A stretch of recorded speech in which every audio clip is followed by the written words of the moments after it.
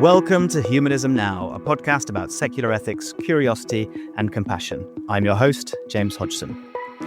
Today, I'm delighted to welcome two friends and fellow members from the Central London Humanists. They're here to preview a special session that they will jointly be hosting at this year's Festival of Humanism in Bournemouth, UK, this June. Dr Jasr Kawkby is a British-Palestinian paediatrician based in London. Born and raised in a religious household in Palestine, he left 25 years ago to study and practice medicine. Yaniv Aknin is a British-Israeli software engineer and school speaker with Humanist UK, also based in London. He was raised in a secular Jewish household in Israel and completed 7 years of military service before leaving the country in 2013. Together, Yaniv and Jasr work with fellow Israelis, Palestinians, and other partners on peacebuilding and humanitarian efforts, speaking and fundraising in workplaces, schools, places of worship, and public forums. They are united in their commitment to human rights, peace, and justice. And through open discussion groups and events like the one in June, they confront complex and challenging questions of reconciliation and accountability. Their session at the festival is called No Hope But Peace, a dialogue between an Israeli and a Palestinian. And I'm delighted to welcome Yaniv and Jasr to Humanism Now to preview that session. Yaniv Aknin, Jasr Kawkby, thank you so much for joining us on Humanism Now. Thank you, James. Thank you very much. As mentioned, we've known each other for quite some time, but I think for our listeners, it'd be nice to hear perhaps your personal stories and journeys to this point, identifying and being part of the humanist groups and what led you to join the dialogue. Yaniv, perhaps if I come to you first. Thank you, James. Like you said, I was born and raised in Givatayim. It's a city right next to Tel Aviv. A Jewish secular household. In my house, if I'd ask my mom or dad, are we Jewish? They would say absolutely yes. If I would ask, is there a God? They would say absolutely no. It was also a very Zionist household, meaning that we certainly saw ourselves as part of a people, the Jewish people, separate from the Jewish religion, and as being rooted and belonging to the land. Both the household and just my political opinions as I grew up were what I'd consider, or what is called the Zionist left, the Labour Party, Israel's Labour Party, Israeli Meretz. We can ask ourselves, how much is it left now that I've seen other Labour parties in the world? But that's all I ever voted. It's all I ever thought. And also, when it was my time, like pretty much any other Jewish Israeli teenager at the age of 18, 19, I joined the army being happy to do so and thinking that I'm defending my country, defending my fellow people, defending my values. I wasn't oblivious to the Palestinian narrative, the Palestinian story. I saw certainly some elements of truth in it, but I felt that the main hindrance for peace and justice on the land is a Palestinian refusal for having peace and justice on the land. And as a result, my rationale at the time was that we have to fight, and we'll fight and fight until there'll be peace. And many events, maybe we'll touch on them, maybe not. I'm convinced that's actually the wrong outlook.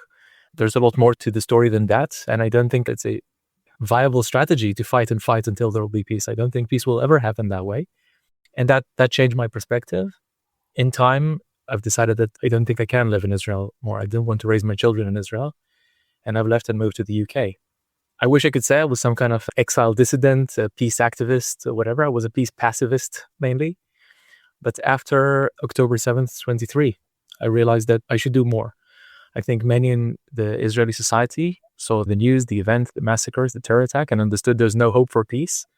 But I understood there's no hope but peace. And I'd like to do more. I've decided I want to do more to make it happen. 2.5 years later, here I am.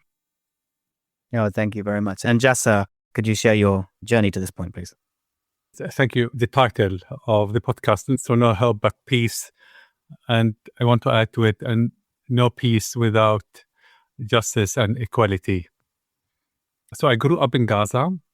I grew up in a Muslim family, Muslim society. And I think it was at the age of 15, 16, when I turned an atheist. The fact that the reasoning that I became an atheist also influences how I approach the Palestine-Israel discourse and conflict. Because I thought to me that was being a Muslim is just an accident of birth. So if I had been born a few streets down my house, I would have been born into a Christian family. if I had been born 30 kilometers north of Gaza, I would have been born into a Jewish family.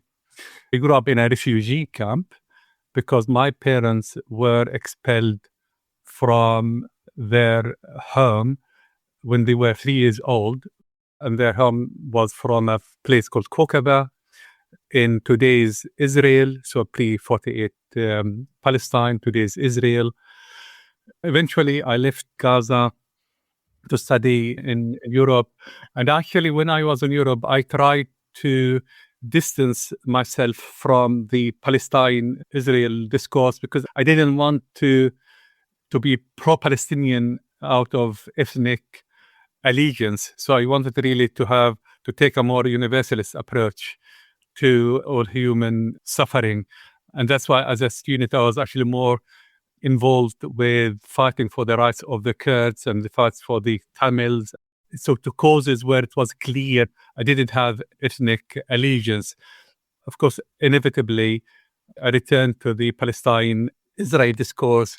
And this is really my purpose through this podcast, is to cast the universalist humanist lens onto it and to see how it evolved because we deviated from universalist humanist values and how we can really come back to a solution through adhering to these values.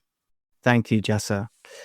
You've mentioned there that you're going to be exploring these topics and issues in more detail at the convention, or the Festival of Humanism, as it's now called. Could you tell us more about some of the specific questions that you're going to be addressing during this dialogue? I think one question that is relevant to both the topic of Israel-Palestine and to humanism is, how does humanism relate to the Israel-Palestinian conflict? If you're a humanist, like it says certain things, I believe, about things that you believe in, does it necessarily have to say something about what you think about the Israeli-Palestinian conflict? Being a humanist doesn't necessarily say something about your political opinion, which party you'll vote for, or I don't know, what profession you'll have, or these kind of things. What does being a humanist say about the Israeli-Palestinian conflict? I imagine we'll talk about history. It's so difficult to talk about the conflict without talking about the past. But also, I hope we'll spend more time talking about the future and about what do we want the future to look like on that land. And perhaps most importantly, perhaps all these things are just the backdrop to what should be done now. What do I expect of myself? What do I hope the Jasr will choose to do? And what do I expect of my people? And what do I hope that the Jasr people will choose to do? What can we do to make things lead to the future that we hope for? And Jasr, when approaching this, again, how do you think about the history? What is this conflict about and its origins in terms of how that should influence our thinking for the path forward? What I'm hoping to achieve so speaking of the Palestine-Israel conflict on the Humanist Convention, is set to shed this humanist light on the conflict. The way I see it, from the discourse has been really riddled with cognitive fallacies, with motivated reasoning, with moral blind spots. And this is what my hope is, to tackle these motivated reasoning and the moral blind spots, because only in doing so, we can really re-establish a shared ground between the Jews and the Palestinians in which they can process the past and the present and look towards a future based on justice and equality.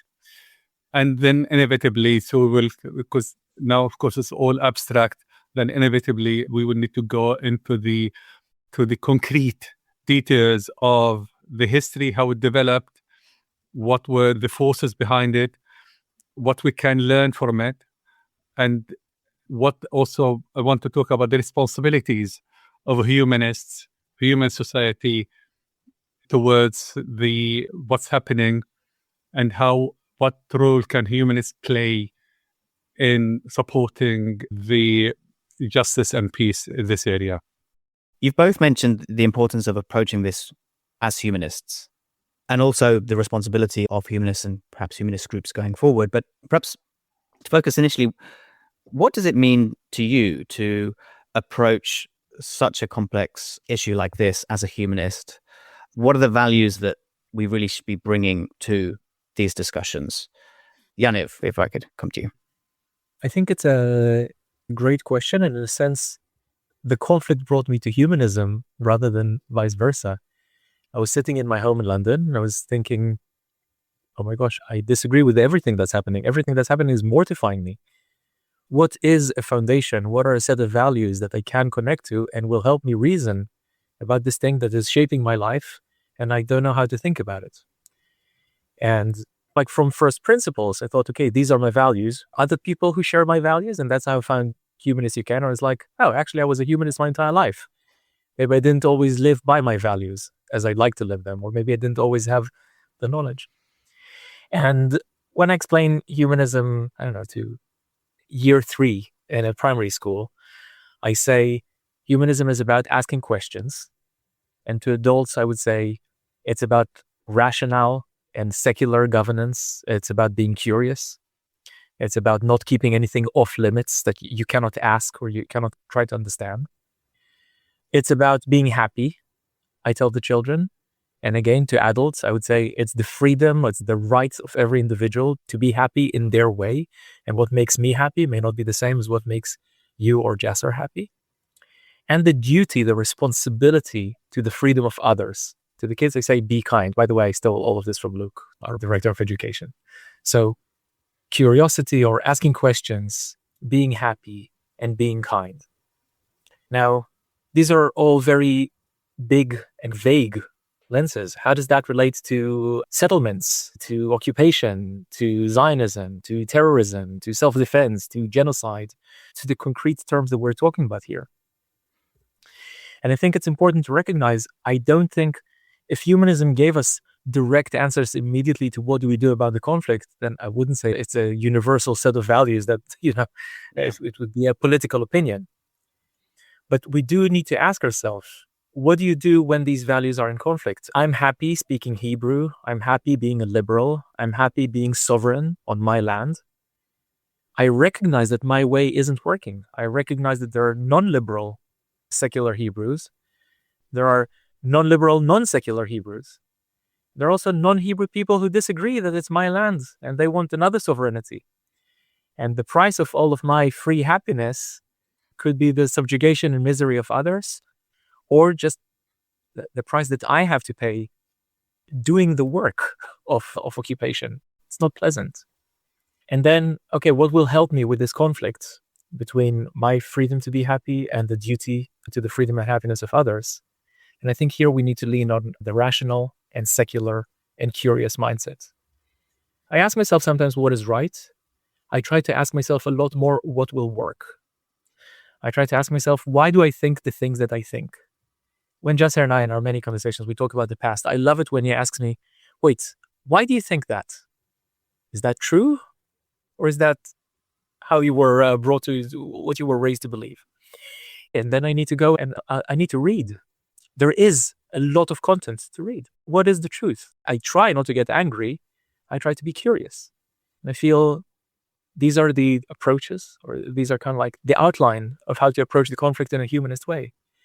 And with these outlines, now, okay, so where should the border go? What, 2 states or 1 state? Or how do we achieve peace, justice, and equality on our land? When we start talking about specifics, we can always look at the blueprint, look at the map, the humanist map, and say, is this in line with our values? If it isn't, why isn't it? Do we need additional information? Will additional information matter? If I told you, what was actually the causes of this or that event in 1903? Will that really change things? If it will, let's go and investigate history. If it won't, what should we do?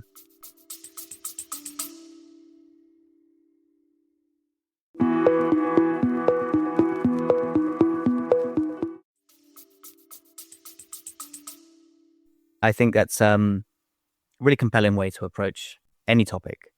And that reminds me, Jasr, of something which you mentioned as well, about the responsibility of humanists. And so I wondered, do you agree that there's a duty to us as humanists to be actively involved in peace building?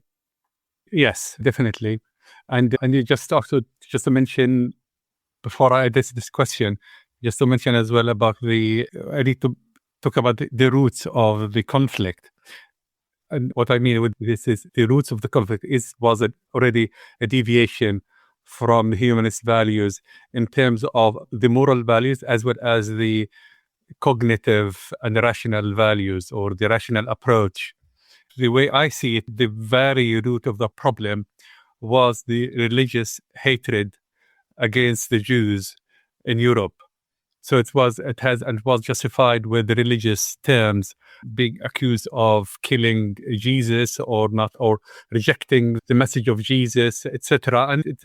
And it evolved, but it has a clear religious roots, which then, of course, took its own dynamic, and then the Jews were persecuted in Europe, pogroms culminating with the Holocaust. And then there was a drive for the Jews to have a safe place where they can have their state. And then there was the Zionist project to turn to Palestine. And there, what I feel as well, there was a deviation from the rationalist thinking because a leap was made. So the Holocaust is one of the greatest crimes against humanity, if not really the single greatest crime against humanity. But the moral funder of this atrocity, of this tragedy, was used really then to stupefy moral reasoning and cognitive rationalist reasoning, because then they made the leap because of this suffering to justify the expulsion of the native population in Palestine. So that created a huge moral blind spot, and then was supported with claims like Jews had spiritual connection to the land. This also, to me, is anti-rationalist, because spiritual connections never are very real. I fully acknowledge and respect the spiritual connection of Jews to Palestine, but that never translates into territorial claims. And so this is kind of what I feel we need to tackle it in a rationalist, humanist way. And this is not to say I want to return the wheel of history. Really, many things what happened, but it's about really the understanding and reparations, and also understanding the mechanisms, because a lot of these mechanisms are still at work. So when we talk about now with the settlers in the West Bank, they are committing the ethnic cleansing against the native Palestinians, and they go back, they support their claims with the religious terms. They say, oh, we have the religious connections with the land, we have spiritual connections with the land. So these need to be examined through the humanist lens.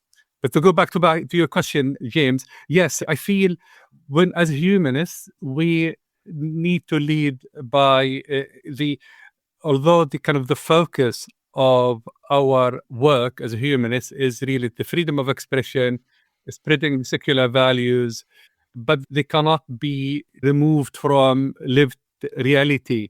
And when we see there's a cause where an entire population is affected, and when we see this conflict is really rooted in irrationality, deviation from morality, deviation from all the humanist principles, then I think we need to lead by examples and state our position with this regard. Also refer to that.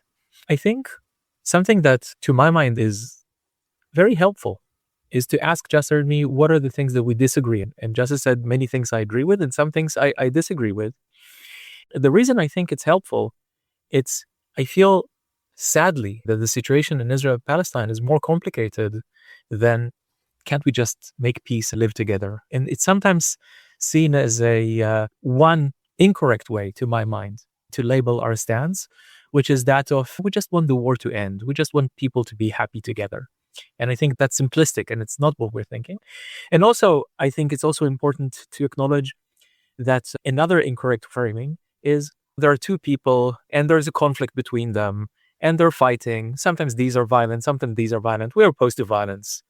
And I think it doesn't have intellectual rigor in talking about the difference in power between these two entities. Yes, perhaps there is a conflict, perhaps there are two people, and perhaps both of them are violent.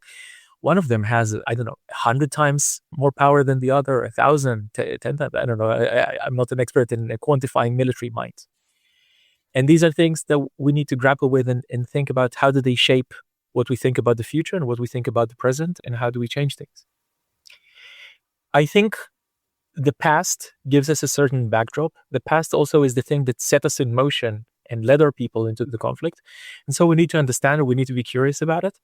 I don't want to be shackled by the past. I certainly don't want to be shackled by religious texts. I don't think my connection to the land, I think it is related to the Bible, but not because of what God said in the Bible. I don't believe in God. It's maybe related more to the fact that the Bible is written in my mother's tongue and the archaeological findings in my mother's tongue in that land. Justice said that the Palestinians are indigenous to the land. I agree with that. Of course they are. But I also think that I'm indigenous to the land. My family's been on the land on one side for many years, but also on the other side of my family, right? My grandfather was born in Poland, but still I think he was indigenous to the land, right? I think a Palestinian child can be born in London or in New York and still be indigenous to the land. I think in my case, it was more generations. Is that true? Is that right? We can talk about it. We could do sort of like a historical analysis here and so on. Does it really matter?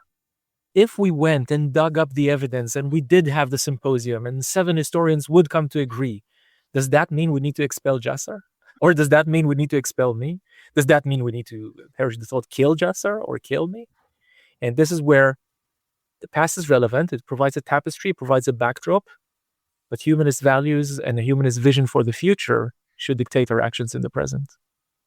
Thank you both for unpacking that as well. And as you say, with such complexity, we're not going to be able to unpack everything, certainly not on this podcast.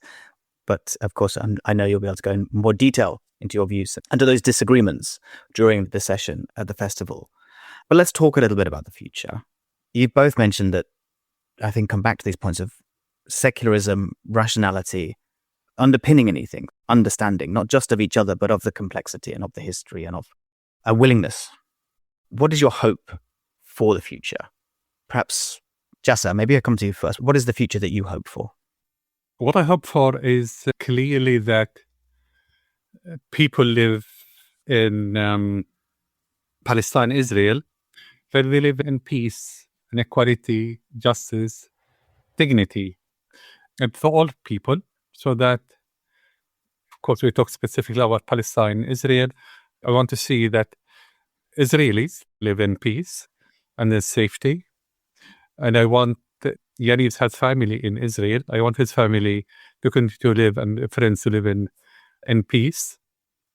And I want the Palestinians, the citizens of Israel, to live in equality, because at the moment they are treated as over 60 discriminatory laws against Palestinian citizens of Israel. So I want to be treated as an equal citizen. I want Israel not to be exclusive for the Jews, but to be really, to belong to the people who live on the land. So this is my rationalist approach. The land belongs to those who live on it, not to anyone in the world who has spiritual connections to it. And this is and for those who live it, to live in equality, and the Palestinians to have their right to have their state, to state in the West Bank and Gaza, that Israel respects international laws, retreats to its borders, to pre-67 borders, dismantle the settlements, and that they live in peace and equality. And also I want to see accountability. We all know about the genocide that happened in Gaza. Even if people disagree about calling it genocide, but I think there's wide agreement, grave crimes against humanity and war crimes were committed. So I want to see also accountability against the members of the Israeli government to be held before the international law. And I must say also something about the Palestinians. I want really, from my appeal to Palestinians, to stop all kinds of armed resistance and to really pursue an unconditional and fully non-violent path of resistance, because this is the only way that we really can stop this cycle of violence and for people to start founding the ground to live in peace in this land. And Yaniv, firstly, is there anything you would add or perhaps disagree with Jasr on that outline?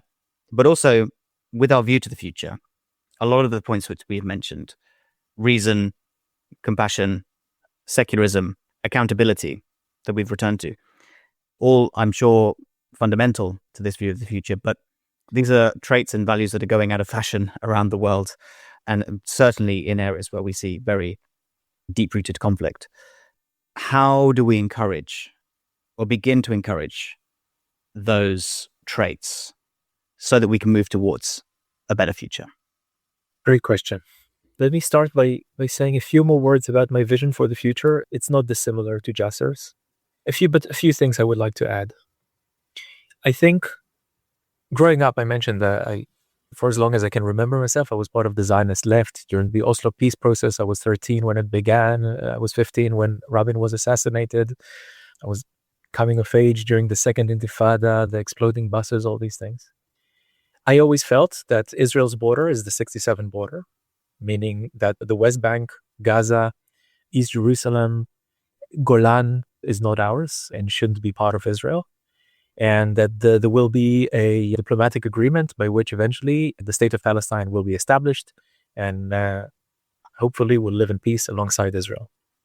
In a second, we can talk about a practical view of things. But through conversation with Palestinians, Jasr and many others, I didn't mention, I hardly spoke with Palestinians for the first 43 years of my life until 2.5 years ago.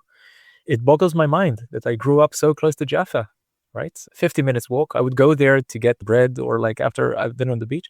I barely spoke with Palestinians in meaningful conversation. But through these conversations, I've learned how many of them don't see things that way.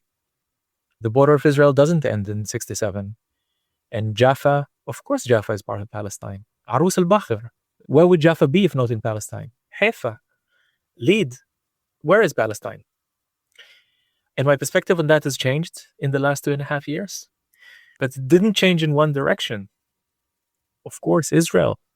It was also in Bethlehem, in Yericho. I feel more connected to Yehuda and Shomron, Judea and Samaria. And then what would be the solution? In terms of a vision, in terms of where I'd like us to be, I'd like every Palestinian or a Hebrew, man, woman, child, anything, to be able to live, to be able to work, to be able to love anywhere on our land. I chose to live off of it. I love this land so much. It's strange here in London and the skies are gray. I'm not used to it. Yes, of course, if we would like them to live everywhere and work and love everywhere, that would mean there would have to be equality. That would mean there would have to be justice. It would mean we may need to go through sort of like reconciliation, what we've done in the past, reparations, accountability. But I think that is like the vision we should aspire to. How to get there? 2 states or 1 state? Where would the borders be? How much in reparations? Who will decide how much will be the reparations? Who should be held accountable and by whom? Which courts will try Israeli or Palestinian leaders for their crimes? These are important questions. Again, if you'd like, ask me anything, I'll answer it, but trying to keep the answer to a certain scope. I think we need to discuss all these questions through a framework of secular rationality, of recognizing the individual freedom to be happy and the duty to others. I don't think you can punish a peoplehood. You can punish a person or 100 people, right? All of you had this role in the leadership, this role in the armed forces, this role in the whatever. And as a result, I think you can decide that the country is part of an agreement, is paying reparations. But I think when you're thinking about punishing the Jews, punishing the Zionists, punishing the Hebrew, punishing the Palestinians, punishing the Gazans, no one is innocent in Gaza. That leads you away from your values and away from our path. No, I think every 5-year-old in Gaza is innocent. And in Israel, probably also every 15-year-old. Probably many more people. So many innocent people on the land, even if I disagree with them. And that's something we need to remember. There was a second part to your question. You asked me to touch on encouraging those values. So important, so important, so important. I feel focusing on ourselves, first of all, on our side. I know Jasr can decide how good is my Arabic. It's certainly not fluent. It's okay, maybe. My Hebrew is very fluent, native, I would say. And I know my people well. And I should speak with them. And I should argue with them. And I should come from the question of not what is right, what will work. The violence in the West Bank is abhorrent because of what it's doing to Palestinians, of course. It's also abhorrent because it's the most anti-Zionist thing I can imagine. It's the most dangerous thing to Israelis is the barbaric way in which we conduct ourselves. This will not stand. And how to make that change? First of all, amongst ourselves. And second, amongst the people that we hope to share the land with. Yes, I think it is good for Israelis to study Arabic. I have no idea how I got to the age of 33, so close to Jaffa, and didn't speak Arabic. What was that about? That was such a mistake. So first, I want to speak with approximately 8 million Hebrew-speaking Israeli citizens, and then with another 7.5, 8 million Palestinians on the land, and then with another 15 million others in the diasporas, Jews and Palestinians. And then I probably run out of energy and time. I don't have that much motivation to speak with the others, right? People who are not related to the conflict, but they live in New York and in London and in Amman or in Riyadh, and they have thoughts. I don't want to dismiss them, but just there's so many people that I need to speak with that are on the land, that are directly affected. And I'm very interested in speaking with them. I also think that people from outside should be mindful and careful. I think throughout the conflict, not just in the last year or the last 2 years or the last 5 years, from the early on in Zionism, from even before that, there's been a lot of involvement from outside. And it's not just imperial support for Zionism. There's just been a lot of involvement from outside. And I don't know it was good. Not in light of humanist values and not helping either one of the sides. So, yeah, how to start? Mostly focus inwardly. Mostly I want to speak with other Israelis. I want to speak with Palestinians who want to speak with me. That's my focus. Do you hold that hope that dialogue, conversation can be that powerful in changing hearts and minds? Wonderful question. I'm not sure. I'm genuinely not sure. There was this memorable moment. I was speaking at a British school with another Palestinian partner of mine. His name is Abid. And they asked us, what gives you hope? And Abid looks at me and I look at him. And he's like, do you have hope? I'm like, no. So I'm not sure. I'm positive that violence is going to be less effective. The situation on the ground is horrid. The last 2.5 years were, I can't begin to describe. But I know that things could get a lot worse. Things can get a lot worse. If Israel doesn't understand the limits of power, and if Israel continues hiding behind the self-defense as excuse for barbaric offensive actions, it puts itself in greater danger. I don't presume to be a strategic advisor to Palestinians, but at least my perspective, maybe Jasr would like to talk about that. I don't think violence has been working well for them either. There's so few of us. We're such a small land and so few people. There's like more Iranians in Iran than there are like Jews and Palestinians all over the world combined. More Turks, more Americans. We're so few. It's such a tiny land. It's so small. Jasr, what gives you hope? Right now, I think hope is a very difficult word. I don't see much hope in the horizon. And that's why I'm trying not to look at the horizon. I'm looking between my feet or just looking to the next step. So I just identify what is the right next step and maybe the second step, and I focus on this. And what I feel right is I know of the values that I stand for, the values of peace, equality, and justice. And I want to pursue this. When I look at people like Yaniv belongs to the state, the citizen of the state that is oppressing my people. holding this military occupation, a state that conducted a genocide against my people. But he's one of those citizens who is standing against this military oppression, against the policy of his government. He's standing for equality and justice of Palestinians. So he is my ally and he's my friend. And I find it only right that I stay in dialogue with him and that we work together towards our shared purpose. Now, are we really going to make a seismic change? Probably not. But that doesn't mean this is because what you are doing is wrong. It only means we need more of it. So we need to spread it. And I think, to answer your question directly, James, yes, I believe in the power of dialogue. But we need to allow it the time that it needs, the persistence and the continuation, and it will eventually lead to something bigger.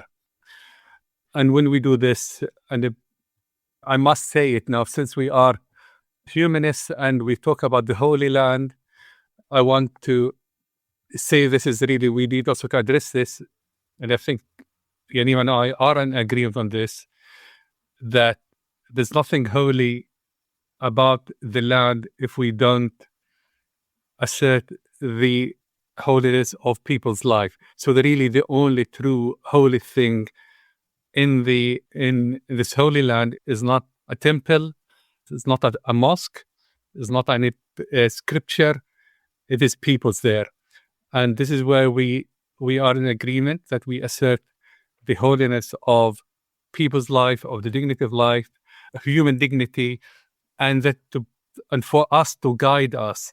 Now, whether we want to live in one state, I think that's when if I understand Yaniv correctly, possibly he wants really to see one state in which all Israelis go to what he calls Yehud and Samaria, the West Bank, Bethlehem, or Palestinians go to Tel Aviv, and I have no problems with this. Actually, I think that even more, that would be closer to my vision.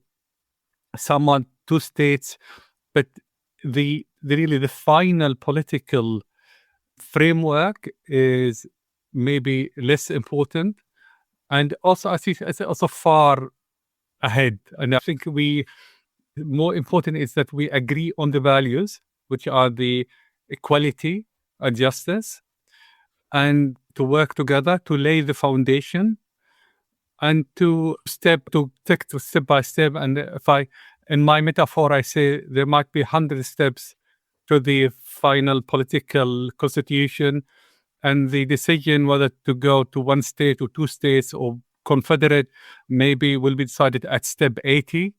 So it means we have 80 steps to walk together, and we should proceed with this. And precisely because what I mentioned that about people like Yaniv are my friends and allies, this also links directly to my call for nonviolent resistance, because from the Palestinian perspective, nonviolent resistance strengthens the voices like Yaniv's. It strengthens the voices of who are really standing for the Palestinian voices, Palestinian rights, and while armed resistance only strengthens the far right and the forces within Israel that are against the Palestinian rights and Palestinian safety and Palestinian lives. And so this is also my way of strengthening the dialogue and the joint effort. So in summary, really, only through joint Palestinian, Israeli, Jewish efforts, we can make a progress.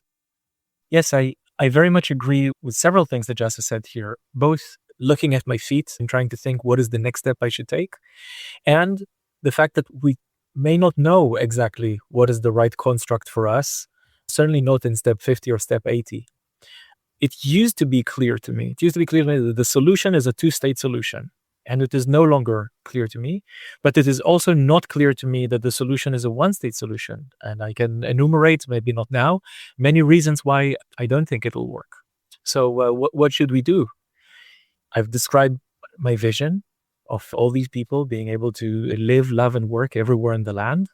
And I can describe as step one. For sure, the barbarism in the West Bank is not moving us in the right direction. For sure, we should let infinite aid into Gaza. I don't understand this back and forth negotiation about 600 trucks and 500 trucks and 700 trucks. Why not 50,000 trucks? When did it become a weapon, starvation? I know when, and we can talk about that, but I strongly disagree with it.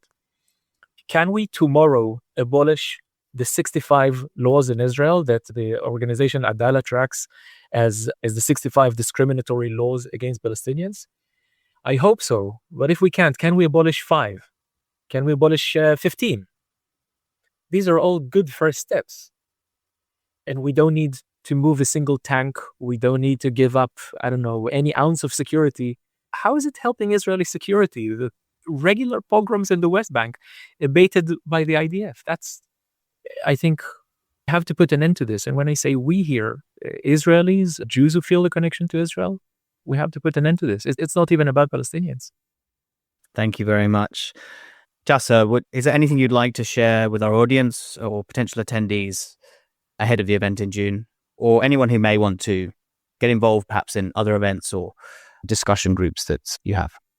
I'm really looking forward to our session in June, and I hope so. I'm finding the podcast really useful in kind of exploring these ideas, and I hope through the preparation and the talk itself that Yaniv and I will be able to work out a solid humanist, rationalist framework that could lay the ground for the future.